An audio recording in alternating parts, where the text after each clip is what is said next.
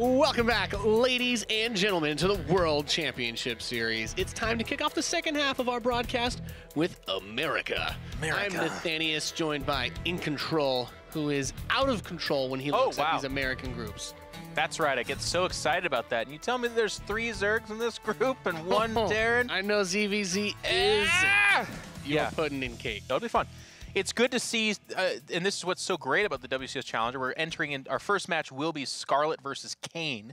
Kane, who literally went off to get a Canadian education. Which he's back. Yeah, I didn't even know. I'm saying he came back. It felt like that. You know? It felt like just a couple of years ago. You can't just leave and come back like that, man. I was waiting for the phone call for him to be like, is it okay if I play in Challenger? But he just showed up. He hasn't even, you know, he's a guy that's known for smack talk as well. Yeah. But anyway, we're going to talk a little bit about He got an undergrad, you know that? Yeah, apparently. No, he told me he went back to school. Not yet. Okay, whatever. Got him. Don't worry, guys. I got you for him. We got the tournament. I know he went back to work on personal stuff. That's what he told me when he left. Wow. He was my friend, and I didn't even know he's playing in Challenger. Was your friend? Jeez. Apparently. Players can be first on Challenger. Life comes at you fast. Qualifiers that have been happening. I have no friends anymore. Somebody please follow me on Twitter and tell me they love me. And we have the players qualifying out of these groups into the playoff brackets that will be winding up next month. There is also money on the line. Cash money, cash. A lot. $10,000. Yeah. And 1,000 WCS points. We don't have a graphic of that because it would just literally be 1,000 WCS points. Yeah, it's great though. It's great. It is. No, I mean, we've seen tiebreaker matches go down for a lot less, which is this is where you got to get it. It's where it starts. So we got to get those points. So we're getting into Group B. As we went through Group B of WCS EU earlier today, we're going into Group B of WCS America. And it's going to be Scarlett versus Semper, Silky, and Kane. Silky, player to look out for. You probably haven't seen him too much. He's a very good Zerg player on the North American ladder. And I'm interested to see how he performs. This group kind of turns into one of those interesting ones where the top clear favorite should be Scarlett. Yeah. She's had great performances this year. Semper is also a very, very good Terran player. I do expect him to take second place, but I don't know what Kane's been up to. And Silky, I think he's good enough to beat Semper. So this kind of turns into one of those, it kind of reminds me a little bit of yesterday's group for America, where there is a clear, like, this player should be #1. No one here should be able to knock out Scarlett, but I guess... I think even closer in that group, though, because in that group, I think Jon Snow, while not nearly on the level of, like, a Need, perhaps, is still the more favorite player of the other 2 in that group. Yeah. Future and Epic. But in this group, I think it's potentially, feasibly at least, closer. But like you said, and I have to echo, Kane is a little bit of a wild card because he did just come back. He qualified. He's been, you know, he's always been kind of a public guy. He's on Twitter. He's on Reddit. So he's not like a secret trainer of 10,000 games or something like that. No. He's just a kind of talented player. Even back in the day, before he took StarCraft really, really serious, he was a menace on the ladder because he was just kind of that random guy you would hit and he would just be really good, and then he turned those really good skills into some tournament results. So it's fun to have him back. He was a player that I spent a lot of time with at events. He's a really cool guy to hang out with, really great person, even though he was known for smack talking online. But he just had like a really bad burnout. He just didn't feel it anymore. So I guess the time away, it makes me really interested to see just how much preparation he's put into this, how good he's feeling. He's signed with the pro team? It's been a long time. He's signed with the pro team, and he's going up against Scarlett here, who is, and at least she is in Korea, I believe, actually. I think I just saw her on that. They were just doing the Memes and Dreams Invitational. Yep. Yeah, I have a pending lawsuit against them for using that, you have to title. At least get some memes out of that. Yeah, so we're going to load in, and we've got Scarlett in the top left position, facing off against Kane in the bottom right.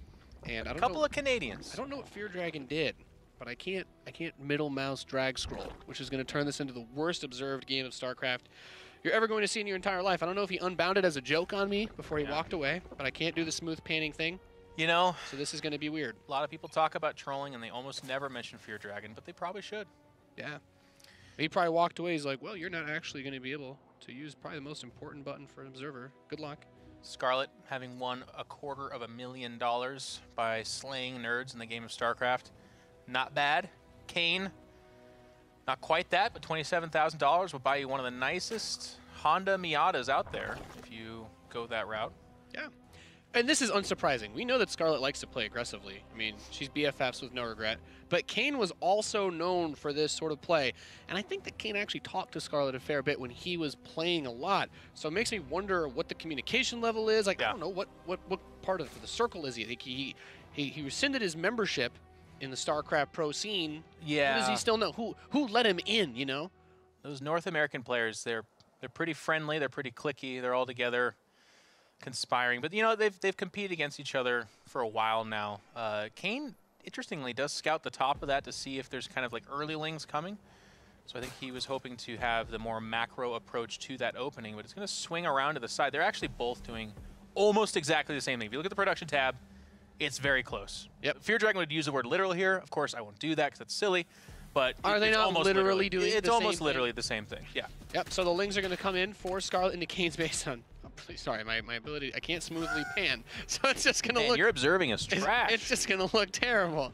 So we have Kane. He's going to build some banelings outside of Scarlett's base, so he's managed to slip a few of his around the side, but him in Scarlett is going to chase these, around the side, straight back towards the middle. Watch for those banelings, though. That's what I'm excited about. They catch the Lings on the retreat. That could be a big play.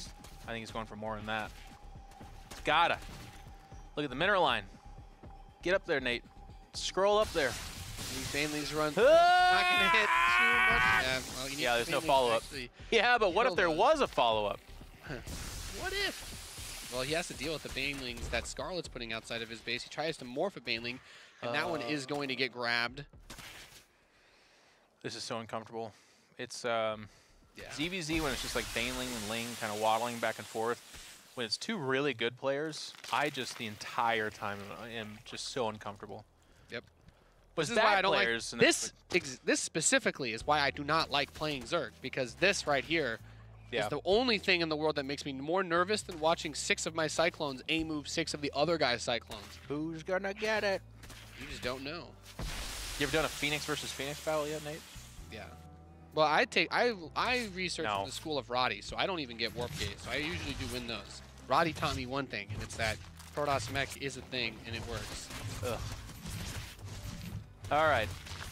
So Kane has discovered Scarlett's intention to expand a little bit earlier. There's a couple of queens down here. She actually blocks herself off with her own banelings morphing. That's okay. Maybe that was intentional, actually. And it does cancel the banelings, but for the cost of 3 banelings. Does get the hatchery, but he's spending a lot to do so. So if you look at Scarlett's kind of stat line down there, she's up in workers, she's up in army even, and of course that translates to supply. Not so much so that we look at Kane and say, you're super dead, but if that continues, it could get bad. But I'm going to just stop that line of dialogue because he's expanding as well. Yep, so both players able to get those bases up. As you mentioned, Kane invested a lot more into trying to shut down Scarlett's expansion, and in terms of the other units that she has, the extra queen helps with getting the creep tumor down to connect those bases, deal with the harass, and we do have her going for that lair a lot faster, so she's going to use that to be able to bump up her tech. What she'll do with this makes me curious, because we know that Scarlett's one of the few players that will still do like the whole Muta thing. It's got to be Mutas. Zerg. There's no Roachhorn. You want to know why? So I'm going to Jeff Goldblum this for you. Why? Mutas. Because true is in Korea, Korea in true, true equals mutas in ZvZ. What? Yeah, that's how it's going to work. You know who true is, right? Yeah. He's in Korea. Yeah. Scarlett's in Korea, therefore mutas. Yeah. Okay. That's it. Thank you. I mean, let me know when the dinosaurs break out so I get out of here before everyone else. Okay. Oh, that's right. Life finds a way. Yeah. Hatcheries will finish here. And there's the Roach Warren for both players. So beginning to... Is the Roach Warren for Scarlett forward, at least? Do that for me. Not that I'm aware of. Yo, I can't scroll, man. I can't pan, okay? It's not Spire, man. How does it feel? So does that mean that True isn't in Korea? No, is he Scarlett's bad. Was he taking a trip to, like, you know, Japan or China something today? You know what? That could be it. Yeah. Maybe he's not in the house. Maybe there's like a range. What quick shore leave or something. I believe Kane doesn't have a lair. And he's got the roaches already coming out, so I'm sensing kind of a roach-ling, baneling thing coming out from him. Scarlett's already got movement being upgraded and +1 attack. This will get scouted just now, which is good, because all of a sudden Kane's got that choice to be like, do I think I have a window of opportunity here? And it looks like he's saying yes, because he's holding down the roach button. Yeah, he's going to pump out as many as he can. I mean, the time that it's going to take for this to come out and get across the map, Scarlett's going to be close to having a +1 missile and her Glial Reconstitution, so her roaches should just be better. Oh, yeah. And as long as we don't see drones coming out from her, I mean, there's 2 right there. But if she doesn't make too many more than that, ooh, no. I don't like the chances. And this Overseer sees no lair. Scarlett has to know it's just one thing. In fact, she's got, that is not a real Kane Zergling right there. That's a fake one. So she still takes the 3rd. That kind of blows my mind away. She's like, you're on 2 bases, you don't have a lair. Maybe she just better take a 3rd. I mean, she could still win from here, obviously. It's just, that's a crazy big risk. Yeah, maybe she just feels that confident. I don't know. I mean, look at it, though. She's up 12 workers, and Army, she's only down 2. Holy Toledo. Yeah, I mean, and that worker lead is just going to allow her to ramp up the production so much more, especially since roach speed is done. So Kane, he cannot actually retreat with his roaches. These roaches are stuck here. Yeah. This is Usain Bolt against Jeff Robinson at the Olympics or something. Yeah. How I made it there is actually a big question mark. But there it is, just situationally. He's like, oh, nope, that's it, I'm dead. And Scarlett grabs for herself the first win. I wouldn't say easy. It got a little bit, you know, it was some dicey defense back and forth. Laying Baneling is a tough thing to negotiate, but she found herself slightly ahead because of the overinvestment on trying to cancel that hatchery in canceling it. And then she made the conservative choice to be like, no, I'm just going to go towards a normal mid-game. Kane put all in the line. It didn't work out. Yeah, I'm going to try to see if I can fix that really quickly. I don't know if it just broke when we switched servers or if Fear Dragon's actually I just blame it on Fear Dragon. I'm just going to blame it on Fear Dragon. Yeah, that's the way to do it. He's the new guy. I'm going to haze him. Yeah. Yeah? Oh, yeah, he did. He changed the button for drag scroll on me. The back mouse button. Who uses the back mouse? I'm like looking at hotkeys. I'm like, maybe we broke something. Maybe I messed something up. Fear Dragon changed the hotkey mid-broadcast, too. He's a good kid, He changed it mid-broadcast on me. I've had it up to here, for the most part. I've had it up to here. I don't know. All right, it's fixed. Oof. Nate, have I ever changed the keys on you? You've never, no. No, I have not. It's not even that he changed it. It's that he changed it after the broadcast started. So I'd already observed games today with it, and I'm like, oh, yeah, this is fine. And then the game starts, and I'm like... I mean, he organizes those events for the North American scene. He's been traveling around, commentating, and he thinks he's all that a little bit. I can understand. You know, he's been doing the hosting thing here. He's trying to torpedo me so he can come up. I didn't even think of it that way. Yeah. It's all an elaborate scheme. He just wants you guys to go make a Reddit thread about how Nathanius is literally killing WCS with his terrible observing. Jeez Louise. Well, he'll probably make it himself, I guess. It's over for me, man. Yeah. It's over. They already clipped the first part of the game before I explained it. Yeah, well... I'll remember you. Yeah. We're going to enter into map number 2 here. I do have to say, Scarlett is, you know, it's just one game, but Scarlett looked really good there. Made pretty much no mistakes. Is playing from Korea. Didn't seem to have much of an effect on her. And Kane doing what he could to try and keep up with her, but was clearly at least in that game, the lesser player. Yeah, I mean, it was nice that he was able to get those lings around the side to have the Banelings earlier outside of her base. But because Scarlett had that second queen, or maybe even just the first one that was better positioned, killing one of those Banelings. So that's just like, okay, I got a Baneling in your mineral line, and there's nothing else to help kill the drones. I give it like North America good. So like it was 3 Banelings, 2 Lings. Yeah. You would call that like a Nathanius Baneling bust? Yeah, or like a me. Like that's something I would be like, oh, this is so cool. This could work so great. But then only one Baneling makes its way to the mineral line, and it just does nothing. It puts them all in deep red health, and then there's no follow-up. So it actually was bad, but it was a cool idea. I feel like that when someone writes the book on the North America... No, I'm not going to go too ham on this. That's really mean. I actually think, and to be fair, to kind of go the other direction, North America's produced some of the best players. In fact, we're seeing one of them right here. Scarlett, in the lower right-hand side, is the blue Zerg. 1-0 in her favor. Yep. Playing against Kane, of course. We haven't seen him in a long time. He had some pretty decent results in WCS. I remember him being one of the more aggressive Zerg players in the era of Pult. He was one of the few players that could actually take maps off of him, and he did it with just a very heavy Baneling setup back in the day before it was as much of a thing. He kind of played like a little bit more, I would describe it as like a true-ish style before we saw True leave Korea, and that aggressiveness worked out very well for him. But of course, he's matched against probably the only, No Regret's a lot better than he was a few years ago. So I'll say he's against one of the best aggressive Zergs outside of Korea now as well. So you have those players like Scarlett and No Regret who, this is their bread and butter, getting into these scrappy engagements, whether it's versus Zerg, Protoss, or Terran. It's the pancakes and maple syrup, you would say, for these two Canadians. That is weird. Yeah. Now, Could be Carapace so that she can survive. yeah, two it would Baneling have to be hits. something like that because you cannot drop with that. Yeah. Or it could be fast melee for some sort of a fast attack. Although the Carapace usually Or works range better. attack upgrade, and that's all three of the possibilities, Nate. It could be one of the three. Yeah, but that's not really as popular. It's not as much of Kaboom! generally, if we were talking to Cats would be, he would just pull out his infinite Oh, wisdom. He'd jeez. be like, young Nathaniel, it could only be Carapace. Why would Scarlett try to risk the game with a +1 attack? Then it's melee, and you just let it sit. Just be really quiet. And then Cats would be like, it's actually the smartest play I've ever seen. It's I so love you, creative. Cats. I want Cats and TLO to commentate a WCS match. Someone's got to make that happen. Can we get Cats and TLO? And have them commentate rough in the qualifier. Just have the sounds two of great. them like try to decide. Yeah, Ruff versus Grip, another a Zerg Yeah. player that does one base Roach Mutinitis. Swarm host. He's top 100 GM, by the way. Yeah. That's an A for you. He's holding on to a good 6 or 70 of my ladder points, that's for sure. Yeah, he's. I think we're about even. I want the back grip. But it is going to be Scarlett that's going with this opening. Carapace is going to time out quite nicely, as you can see. So the effect of that is basically, with the +1 Carapace, Banelings normally do enough damage to one-shot Lings, but now the Lings will survive with 1 health, so you can use 1 or 2 Lings to trigger several Banelings, and it also means that if one Baneling gets a big hit on your Lings, you're going to be okay. Now, Kane, he does get Lings inside. He sees the Evo Chamber, and I think for a Zerg player, you have to be thinking to yourself, okay, well, maybe I probably don't want to Baneling bust her, but she could still use this to attack me. It doesn't have to be defensive. It can just make it easier to kill somebody who's using Banelings. Yep. Gonna grab a drone lunch for himself. Otherwise, both players taking their 3rd hatches here. And we could be seeing ourselves getting towards more of a mid-game ZvZ. Yeah, it's going to be a little bit weird because Kane did take this 3rd so much faster than Scarlett. However, Scarlett's Lings are going to be a bit better. So when Kane gets this Roach Horn, he needs to get a few out, and he needs to be very careful because there's no wall in the natural to block with Evo Chambers or anything.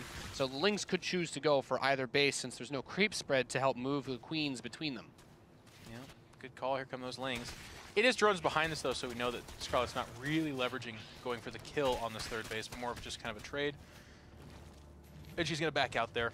Yeah, I'm just trying to. Also, it's worth noting you can trigger a nice reaction here, too. Like, because maybe it's Kane that's like, oh, my 3rd's way faster, and she's attacking, so therefore I need to really spend money on units. And that's kind of the seesaw effect of ZvZ. That happens all the time, too, where one player's like, I'm attacking, not really. The other player's like, well, that's fine, I'm attacking, not really. And we see those Lings are going to get cleaned up. I think the Roach is coming out. No lair again. The Roach is coming out does help for Kane. Yeah, we have the Spine Crawler. Does he know about it? Scarlett worried about a Roach counterattack. She thinks that Kane's going to go all in here. Oh, yeah. He is. He Yeah, is. just Roaches and Lings on the way. Kane wants to get this over. He knows that those dashing WCS commentators just got done doing a couple of 30-minute Nurchio slugfests and would love for this North American group to really get it going. So we can go home and play StarCraft. Truer words have never been spoken. Kane's going to show up here. Now, without that Larry, does not have speed. It's just pure Lings behind this, so it's going to be kind of the original grip of Roaches followed up by those Zerglings. You can make them into Banelings, but you don't have to. Yeah. And then the long-term value of that armor upgrade comes out here, though, because Kane's Zerglings are not going to do anything with the Roaches of Scarlett. They've got that +1 armor from the beginning of the game. And he's doubling down on this. And with +1 attack, Roaches two-shot the Lings, so it's just going to be a slaughter. The Banelings are huge. He needs to get big Baneling connections, and his Roaches need to get some really nice positioning to help take out this Spine quickly as well. This whole attack, by the way, took shape underneath the watchful eyes of an Overlord, so you're asking for a lot. Scarlett's not going to give you the Zerglings there from the Banelings. They don't connect on the Roaches. Reinforcements inbound, 30 supply advantage for Scarlett, and she is taking care of business. I think Kane is going to probably save us from having to watch too much more as this attack falls on its face. And Scarlett is up in Workers, she's up in Army, and now she's up in Games. 2-0 for the Canadian Zerg Scarlett. Yeah, nothing you're going to do there, especially when Scarlett's going to send 1/1 Roaches after you and you have no upgrades. So, it was an interesting style. Kane kind of picked this build where he was going for a more wind-up attack, which ended up hurting him because it just gave, because Scarlett didn't have the 3rd as fast as him, but with the because he didn't put drones on his fast 3rd base, He's like, I'm going to go for a fake third. And Scarlett's like, well, I went for fast upgrades, so if we fight evenly, I just win. This had a bit of a twinge of the Epic versus Neeb feel to it, where one player is respected as one of the absolute best. Scarlett just had a deep run in GSL. She's won some of the biggest tournaments. Like we said, she's won $250,000. She's very successful. Kane, on the other hand, is a very talented player. He's come back from pursuing education and kind of probably looks at this and says, in order to win this, I got to do something pretty funky. It didn't work out. So Kane's going to look at the rest of this group and hope for some easier prey because Scarlett is on the marching path. Important to keep your eyes open for Kane since he'll be playing against players that do actually play in NA for the rest of this group. We're going to go to a break, and when we come back, we'll have our next matchup here for the World Championship Series Challenger NA, Semper versus Silky.